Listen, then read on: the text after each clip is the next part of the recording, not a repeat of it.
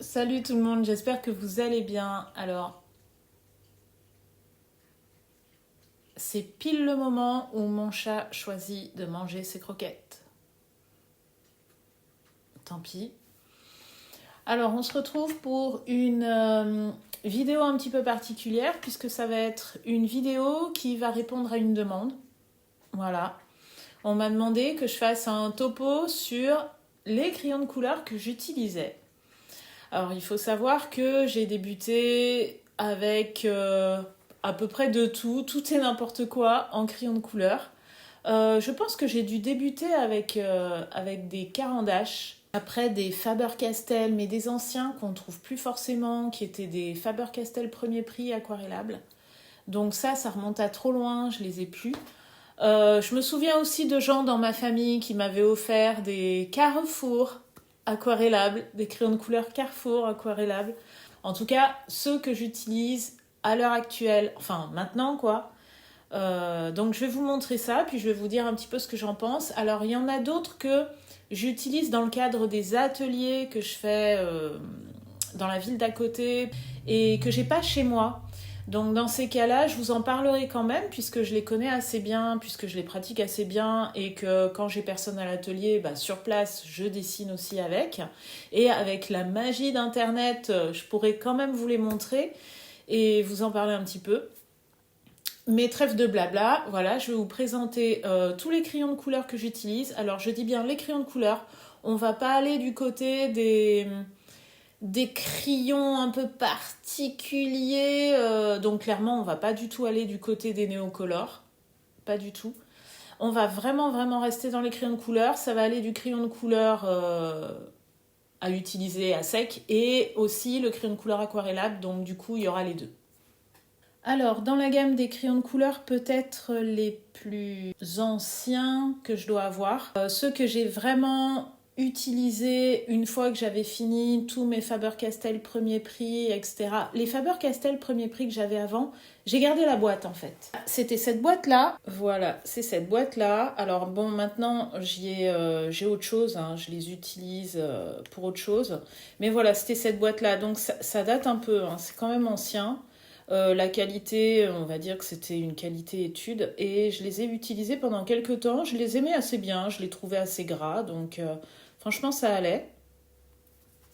Ceux que j'ai utilisés une fois que j'avais terminé ceux-là et que je m'étais débarrassée de la marque Carrefour, j'ai utilisé ceux-là.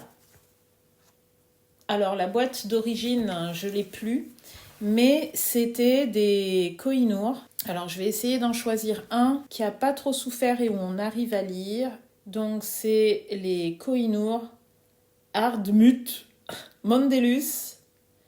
Voilà. Et c'était une boîte, alors je ne sais plus. Ça devait être une boîte peut-être de 26 ou 30, quelque chose comme ça. Il y en a certains dans le lot qui ne sont pas de la marque Kohinoor, qui sont voilà, qui ont été un peu des pièces rapportées, mais sinon tout ça donc c'est les Kohinoor.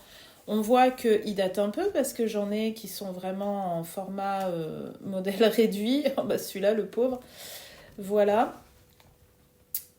Et alors, ceux-là, je les ai vraiment appréciés.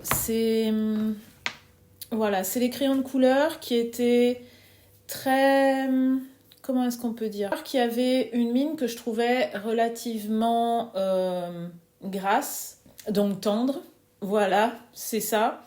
Et qui s'aquarellait en donnant un petit grain. On avait une légère impression de granulation que j'aimais beaucoup. Donc on pouvait avoir un effet de matière avec cela que j'aimais plutôt bien.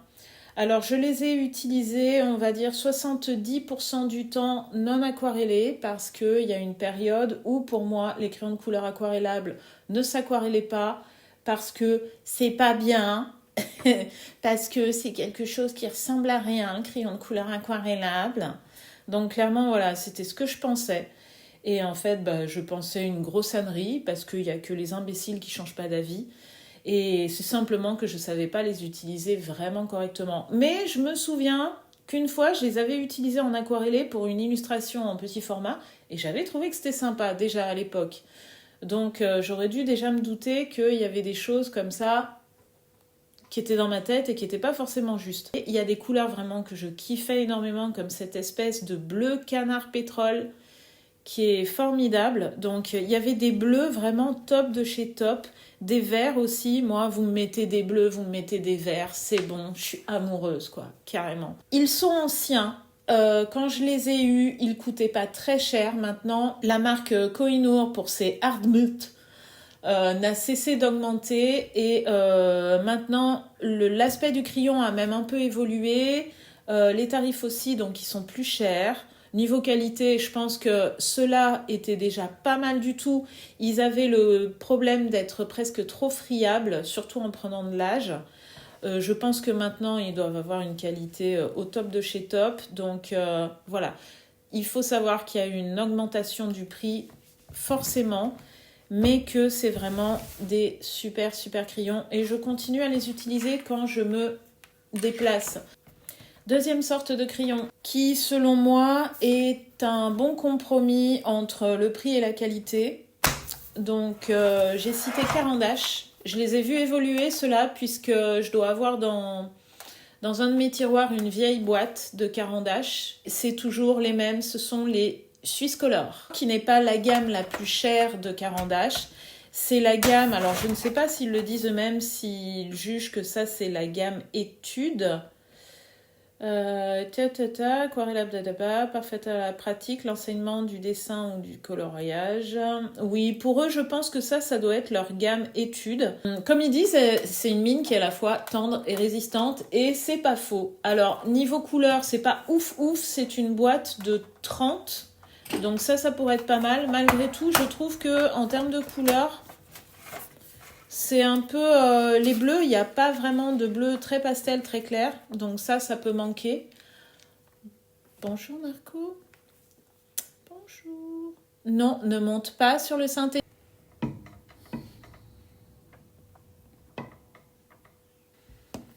Bref, qu'est-ce que je disais? Je ne sais plus. Oui, il manque des couleurs très pastel.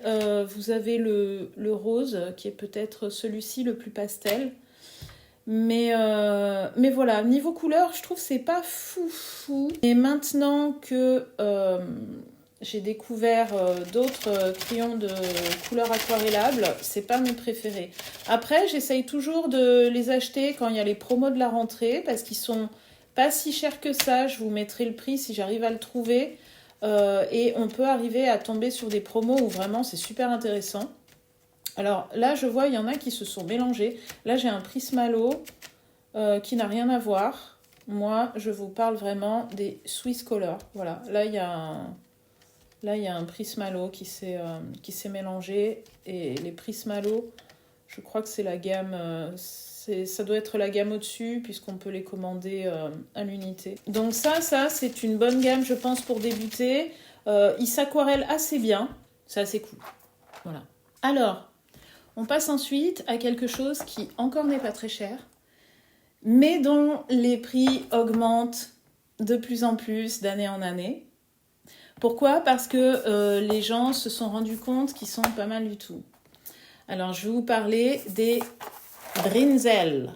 Brinzel et non pas Bretzel, parce que la plupart du temps, quand je mets le sous-titrage automatique, ça écrit Bretzel, mais pas du tout. Donc, c'est des Brunzel. Il y a bien écrit Holland dessous, donc Hollande, l'autre pays du fromage, vieille pub années 80. C'était pour la Hollande? Oui, je crois. Ouais. Bon, bref, ça n'a rien à voir. Donc Brinzel, c'est rattaché au groupe Royal Talents. Donc voilà, c'est hollandais. Et ce sont des crayons de couleur aquarellables. Donc pareil, je vais vous les montrer plus près. Voilà, en plus la boîte est super jolie, donc boîte métallique. On a 36 couleurs, ce qui nous permet d'avoir un panel de couleurs qui est plutôt intéressant. Narco, tu es gentil, hein, tu ne touches pas la caméra. Voilà, donc je ne peux pas vous parler de ceux qui ne sont pas aquarellables. Parce que bien évidemment, ils existent. Les Brinzel non aquarellables existent, mais j'en ai pas. puisque je préfère utiliser ceux qui sont aquarellables, on va dire ceux qui ont 2 techniques au lieu d'une. Donc voilà, c'est pas mal. Ça, c'est la boîte que j'ai entamée. Donc, comme vous le voyez, il y en a qui sont vraiment très très descendus. Il y en a qui ont carrément disparu, que j'ai remplacés au cas par cas. Je reviendrai pour les remplacements au cas par cas, et notamment les marques que je prends pour remplacer au cas par cas. Mais voilà, ça, le cas par cas, on verra par la suite. Sinon, voilà pour les Brenzel. Les couleurs sont vraiment, franchement, plutôt top. Quand j'avais mis ça, c'est que j'en avais plus. Donc celui-là, il est bien descendu.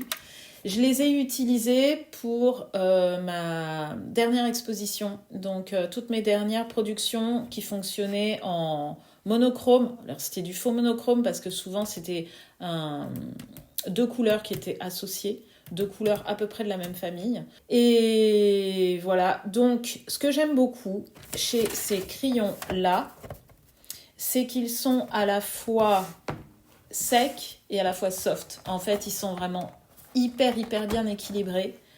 Le bois est plutôt de bonne qualité. Il y a juste un petit problème, c'est que quand on les aiguise vraiment très pointus, le fait qu'il soit quand même un peu plus sec, ça peut casser quand on trace sur sa feuille. Par contre, il s'aquarelle vraiment agréablement. Moi, ce que j'aime beaucoup, ce que certaines personnes n'aiment pas, mais que moi j'aime beaucoup, c'est que sous la couche d'eau, on voit les traits du crayon. Et ça, c'est vraiment top. Il y a aussi autre chose qui est très bien, c'est qu'une fois que vous avez aquarellé, que vous laissez sécher, ça se réactive assez peu quand vous remettez de l'eau par-dessus, voire même pas du tout. Donc ils sont eux aussi pas excessivement chers, ils sont de qualité et les gens commencent à le savoir, ce qui fait que les prix augmentent petit à petit. Mais ça n'a rien à voir avec les tarifs d'autres dont je vais vous parler par la suite. Je vais vous montrer ce que la plupart des gens vont dire, appellent la crème de la crème. Ce sont les polychromos de Faber-Castell. Alors, ceux-là ne sont pas aquarellables. Et ils coûtent cher. Ils font partie des crayons de couleur haut de gamme avec une pigmentation qui résiste très bien à la lumière. Alors attention, tout ce qui est matériaux d'art traditionnel, il ne faut pas non plus exposer en plein soleil ou en plein sous des lampes, etc. On continue, quoi. Ça semble logique. Mais ceux-là ont des pigments de très bonne qualité avec une résistance à la lumière. Donc voilà. Alors, les polychromos, ils ont cette particularité d'être tout rond comme un ballon. Ce n'est pas Pac-Man. Ils sont assez gros de taille. Ils sont carrément hyper agréables en fait quand on les tient dans la main. Vraiment, plus que les Brenzel et les Caran d'Ache là, que je vous ai montrés, que les Suscolor et même que les Koh-i-Noor que je vous ai montrés. Donc ils sont vraiment très agréables dans la main. On sent que c'est le degré du dessus, niveau quali, niveau finition, etc. C'est la boîte de 60, donc sur 2 étages. Je vais vous mettre les tarifs parce qu'il faut que je fasse une petite mise à jour. Moi, je ne suis pas toujours à jour au niveau des tarifs. Donc, je vous mets les tarifs. Vous voyez forcément le prix. C'est cher, la boîte de 60, voilà. Juste de Polychromos, c'est cher. Ou la collection Polychromos vers laquelle se tournent tous ceux qui veulent acheter du matériel Beaux-Arts, même sans forcément pratiquer le crayon de couleur. Les premiers crayons de couleur qu'ils veulent acheter, si ce sont des gens fortunés, ils vont acheter des Polychromos. Pourquoi ? Parce que c'est comme ça. C'est inscrit dans la tête des gens. Polychromos, c'est the best of the best en matière de crayons de couleur non aquarellables. Les polychromos, eux, ne sont pas à base de cire, ils sont à base d'huile. Donc, ils sont quand même, normalement en théorie, un peu plus secs. Moi, je les trouve effectivement un peu plus secs. Ce n'est pas du tout négatif, c'est juste comme ça. C'est ce qui fait aussi que vous pouvez les passer sans appuyer sur une feuille. Et vous pouvez faire des remplissages très légers avec des couleurs très transparentes sans accrocher ni faire de grains, en fait. Donc c'est pour ça qu'il y a des gens qui aiment les crayons de couleur secs. Ce sont ceux qui préfèrent passer plusieurs couches très légères. Voilà. Pour ceux qui par contre veulent vraiment recouvrir une feuille avec de la matière, c'est peut-être pas les plus appropriés. Après, il y en a qui le font, hein. Clairement, ça se fait aussi, hein. On s'abîme un peu le poignet, mais ça se fait aussi. Je trouve malgré tout qu'ils ont un rendu assez terne. C'est-à-dire que même les couleurs qui ont l'air flashy, bah, au final, elles ne le sont pas tant que ça. Alors, à part certains jaunes, là, qui sont très beaux, j'aime beaucoup celui-là, par exemple, là, qui est un pastel très, très lumineux.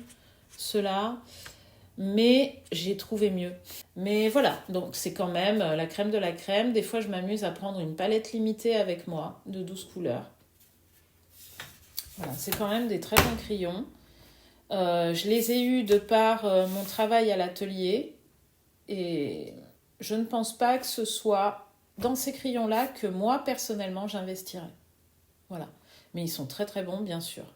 Mes favoris en termes de crayons de couleur non aquarellables, ils sont là. Alors, j'ai pas gardé la boîte. Est-ce que j'ai gardé la boîte? J'ai gardé la boîte quelque part, mais j'ai tellement la flemme de la chercher que je vais vous la montrer là, je pense, en insert, quelque part. Ce sont des Faber-Castell qui sont très peu chers, mais qui augmentent petit à petit. Là aussi, en fait, ça dépend. C'est selon l'engouement, ben, les prix augmentent. Soit c'est une gamme qui vont arrêter, soit c'est les prix qui augmentent. Là, pour l'instant, ça augmente. Alors, il y a des gens qui les critiquent quand même. Malgré tout, ça reste des crayons de couleur qui plaisent beaucoup. Alors là, ça ne vous dit pas grand-chose. Pour ceux qui s'y connaissent, ce corps noir, ça doit mettre certains sur la piste.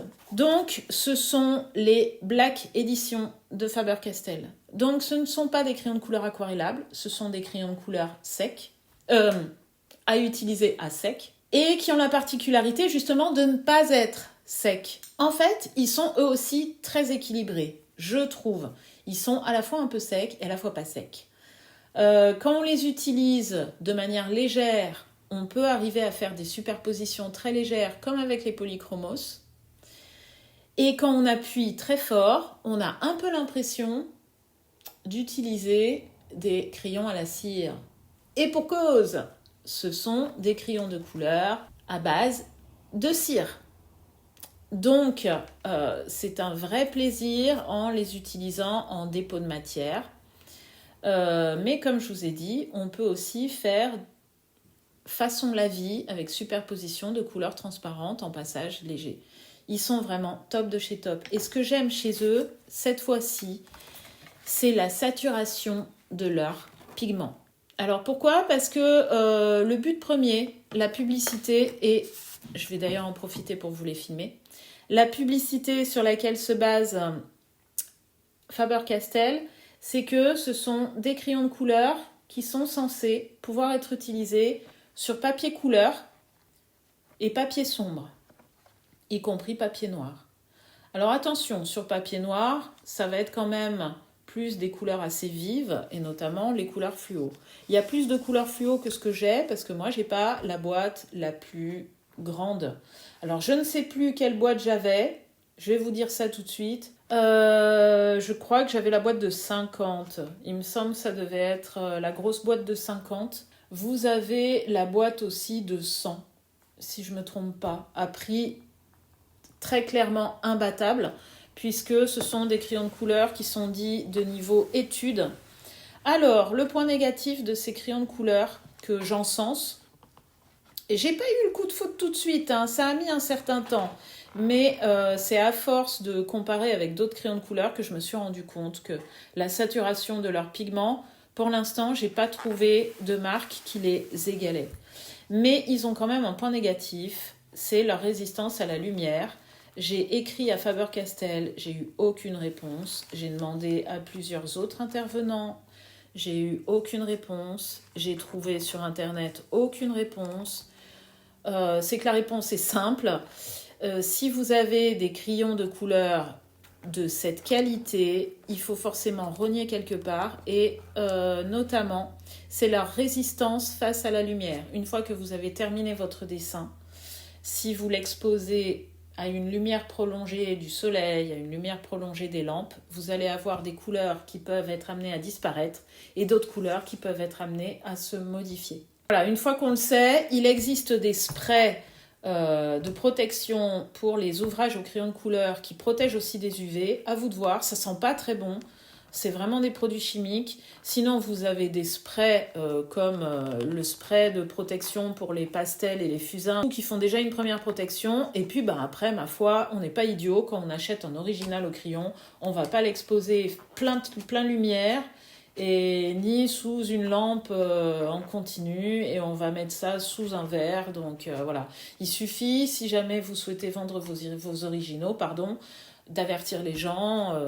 De toute façon, moi, c'est ce que je fais tout le temps, même quand j'utilise les polychromos qui sont à résistance extraordinaire, ou même un autre médium qui est de très bonne résistance. Malgré tout, voilà, faut pas exposer son truc à pleine lumière. Donc, ce sont des crayons de couleur que je trouve super. Il y a juste un petit souci. Moi, j'ai eu pas mal de casses au moment du taillage. Pourquoi ? Parce que ça, c'est un des points que j'aime pas du tout de ces crayons. Ils sont triangulaires. Et en fait, quand vous les taillez, ça a tendance à faire clac, clac, clac, clac. Si ça avait 4 faces, ça ferait pas ce même choc au moment du taillage. Et là, 3 faces, ça le fait. Toujours avoir un taille-crayon extrêmement bien aiguisé avec cela. Si votre taille-crayon est un peu émoussé, vous allez avoir que de la casse. Et puis un taille-crayon qui n'est pas un taille-crayon premier prix non plus. Dans l'idéal, un taille-crayon de marque. J'ai horreur de cette forme triangulaire. Et en plus de ça, ils sont très très fins. Donc moi d'habitude, ce que je fais, c'est qu'au bout, je mets une mousse pour épaissir, pour pouvoir les tenir. Bon, après ça, c'est un détail. Mais voilà, je les aime beaucoup. J'adore leur saturation. On peut faire beaucoup de choses avec. Et je les conseille puisque niveau qualité et prix, ils sont imbattables. Alors maintenant, je vais vous parler des crayons de couleur que je n'ai pas là, qui sont en fait aux ateliers que je fais. Alors, ce sont aussi des Faber-Castell. Je vous ai même parlé de la marque Carrefour, et je vais vous parler d'autres marques encore qui vont venir. Mais c'est vrai que Faber-Castell, c'est quand même les rois du crayon. Voilà, en grande majorité. Ils sont pas bons sur tout, mais sur les crayons de couleur, faut quand même pas trop leur en raconter. Voilà. Donc, ce que j'ai testé aussi en aquarellable, donc les deux que je vais vous dire sont des aquarellables, ce sont les Albrecht Dürer. C'est pas facile à dire. Il me semble que ce que j'ai à l'atelier, c'est une boîte de 60. Ils coûtent encore plus cher que les polychromos. Et ils sont un peu parfaits. Ça rappelle beaucoup les polychromos en étant un petit peu plus soft, donc en étant un petit peu moins sec. Les aquarellables sont souvent moins secs que les non-aquarellables. Et en plus de ça, ils s'aquarellent aussi très bien. Ils peuvent même donner un effet de matière qui est extrêmement intéressant. Ils laisseront toujours un peu de traces au moment du passage de l'eau, comme tous les aquarellables. Il n'y a pas une dilution à 100% du pigment. C'est très très rare. Ça n'existe que pour un seul type de crayon. Je vous dirai lequel c'est, puisque je dois avoir 1 ou 2 exemplaires de cette marque-là. Mais voilà, les Albrecht Dürer sont vraiment excellents. Vu leur prix, je pense qu'il faut être vraiment professionnel et focaliser dessus et bien les utiliser pour leur 2 utilisations sec et en humide pour investir dans les Albrecht Dürer, parce que si vous comptez les utiliser que secs, visez des crayons de couleur un peu moins chers, et si vous comptez les utiliser que humides, en fait achetez-les si vous êtes un peu maniaque. Voilà. Il y a toujours le problème que je trouve, c'est que je trouve qu'il y a un problème au niveau de la saturation. Je suis jamais contente du niveau de saturation de certaines couleurs que je voudrais plus pimp. Alors c'est vrai que les gens, à notre époque, ont tendance à préférer le retour aux couleurs désaturées et un peu moins pimp. Mais voilà, c'est quand même la crème de la crème aussi. Et la deuxième sorte qui est à l'atelier, qui est aussi de la marque Faber-Castell, ce sont les Goldfaber Aqua de Faber-Castell. Alors, les Goldfaber, vous avez les Goldfaber tout court, Goldfaber de Faber-Castell, qui sont en fait des crayons de couleur à utiliser à sec. Voilà. Je les ai jamais testés, donc je peux pas vous dire. Je crois qu'ils sont pas mal, mais je peux pas vous dire. Donc Je vous dis rien. Mais vous avez les Goldfaber Aqua, qui sont donc la collection, la catégorie Goldfaber aquarellable. Donc moi, c'est ceux qui m'intéressent et c'est ceux que j'ai testés. Et je les trouve très bien. J'ai un peu l'impression qu'ils sont presque comme les Black Edition, mais en aquarellable. Et d'une gamme supérieure au niveau de la résistance à la lumière. Alors, ils ne sont pas autant pigmentés et saturés que les Black Edition, mais franchement, je les trouve plus saturés que les Polychromos et que les Albrecht Dürer. Et le truc, ils sont moins chers. Ils sont moins chers que les Polychromos et ils sont moins chers que des Albrecht Dürer. Donc c'est une gamme intermédiaire entre la crème de la crème et le niveau étude.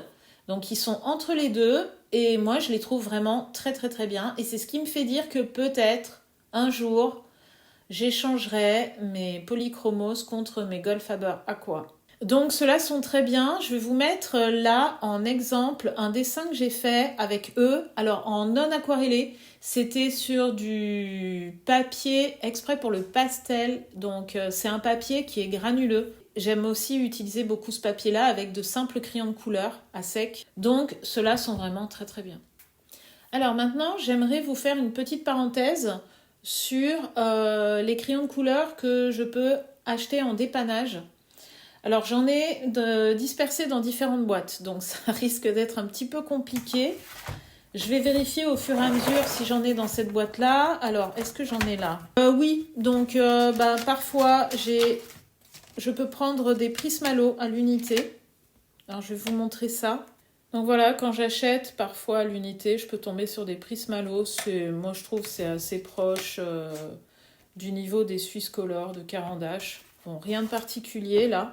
J'aimerais finir par la crème de la crème, mais la vraie crème de la crème. Donc je vais essayer de ne pas vous le montrer tout de suite. Elle est là, la crème de la crème. Donc je vais laisser ça pour tout à l'heure. Mais je crois qu'il y a de la crème là aussi. Il me semble. Ouais, c'est ça. J'ai un peu de tout. Alors, j'ai déjà acheté ce qu'on appelle des luminances. Alors, les luminances, ce sont des Caran d'Ache. Alors, on voit pas très bien parce que c'est écrit en blanc et là, c'est en plus hyper saturé. Donc, les luminances de Caran d'Ache. Alors, ça, ce sont des achats à l'unité parce que je cherche des couleurs très, très, très précises et comme on peut les acheter seuls, je cherchais là, en l'occurrence, des couleurs extrêmement pastel, un peu désaturées. Ils sont chers. Et ils ont une tenue à la lumière qui est professionnelle aussi. Donc qui est vraiment très très bonne. Ils sont gros, donc ils durent assez longtemps. Ils me paraissent moins secs que les Polychromos de Faber-Castell. Bon ça après, tout est une histoire de ressenti. Et donc voilà, j'en ai quelques-uns parce que ça s'achète à l'unité. Ensuite, j'ai toujours deux Caran d'Ache. C'est un Swisscolor de Soft. Donc ça, c'est la gamme au-dessus. Donc aquarellable. Pareil, c'est le même ressenti que les Swisscolor classiques, mais qui sont, comment vous dire, on a l'impression que c'est quand même une gamme au-dessus. Ils sont plus soft. Ils sont un peu plus chers aussi, mais franchement, à l'unité, ça va. Même chose, je cherchais une couleur un peu éteinte et en même temps très pastel, donc c'est pour ça que je les ai achetés. Et je crois que du coup j'ai tout vu, donc je vais vous montrer la crème de la crème de la crème de la crème. Le nom de la collection était écrit là, c'est-à-dire que le crayon est bien descendu. Donc vous voyez que c'est la marque Caran d'Ache. Vous voyez aussi que c'est un aquarellable, même s'il est un peu effacé, vous avez le dessin du petit pinceau qui est là. Muséum Aqua.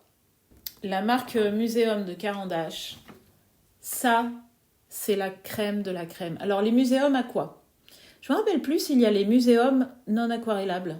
Je me souviens plus. Mais en tout cas, les Muséum Aqua, c'est la crème de la crème et c'est les plus chers. Ils sont très couvrants. Ils sont très soft. Ils sont vraiment, vraiment très soft. Qui se diluent intégralement, c'est-à-dire avec lesquels on peut avoir une dilution totale avec disparition des traits en dessous. Ils ont une tenue à la lumière qui est parfaite. C'est The Perfection on the Earth, c'est tout. Ils sont beaucoup trop chers pour que moi j'investisse dans une boîte totale, mais à acheter à l'unité selon les besoins. Ils descendent aussi assez vite parce que comme ils sont un peu soft, en tenue de main, ils sont hyper agréables parce qu'ils sont pas tout ronds, ils sont multifacettes et ils sont épais. Et vraiment, ils sont hyper agréables en main. Alors, on va finir avec les anecdotiques. Les anecdotiques, c'est quoi? C'est les crayons que j'ai achetés d'abord pour l'amusement, pour le dépannage, pour si jamais je vais dessiner en extérieur, que je ne veux pas prendre des crayons de couleur qui coûtent cher, ou que j'ai envie de me lâcher un petit peu plus, de ne pas me prendre la tête. Bref, des tests aussi, des achats tests. Alors, j'en ai pas énormément, parce que j'essaye un peu d'éviter d'acheter des trucs comme ça sur le coup de cœur. Donc pour les crayons de couleur, ce que j'ai testé, c'est ça, déjà.